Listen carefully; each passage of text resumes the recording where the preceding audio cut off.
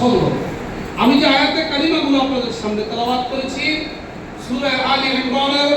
101 নম্বর আয়াত থেকে 103 নম্বর আয়াত পর্যন্ত,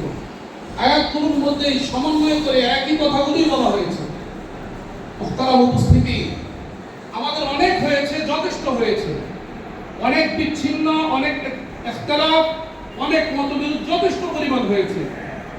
আমরা আমাদের ইখতিলাফ, মতবিরোধ, মত পার্থক্য সকল কিছুকে বিসর্জন দিয়ে যদি আমরা ওয়াতাসিমু বিহাবলিল্লাহি জামিআ ওয়া লা তাফাররাকু,